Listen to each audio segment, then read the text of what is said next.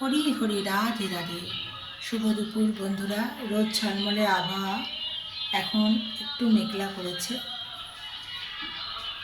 Pressure কুকারে ভাত করে নিলাম, ফ্যানটা ঝরতে দিয়েছি, ঝরেই গেছে, ফ্যানটা আমি ফেলে দিয়েছি, তাও একটু যদি থাকে তাই এরকম করে রেখেছি।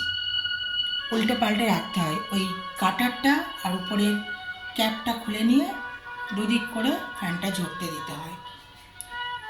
পনিরের সবজি বানালাম। পনির আগে থেকে ভেজে রেখেছিলাম, পিস পিস করে কেটে নিয়েছিলাম। এর মধ্যে আছে আলু, টমেটো, ধনে পাতা, কারি পাতা আমাদের বাগানের, কাঁচা লঙ্কা আছে, আর ফোড়নে 5 ফোড়ন, তেজপাতা, শুকনো লঙ্কা দিয়েছি, আর জিরে গুঁড়ো, ধনে গুঁড়ো, হলুদ গুঁড়ো তো দিয়েছি।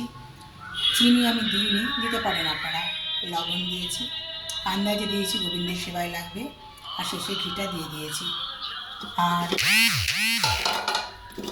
গাছে সর্ষে ডাল নিয়ে বেছে নিয়ে সর্ষে শাক ভাজা করেছি।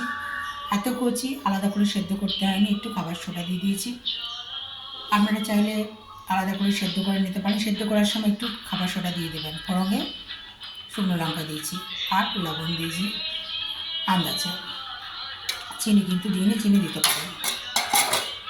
আর কিছু ভেন্ডি ছিল, ভেন্ডি, করলা, কাঁচা লঙ্কা, শুকনো লঙ্কা, গোটা জিরে ফোড়ন দিয়ে ভেজে নিয়েছি, নুন হলুদ মাখিয়ে রেখেছিলাম। এই হচ্ছে গোবিন্দের ভোগ। গোবিন্দের যখন যা ইচ্ছা হয় করিয়ে নেয়।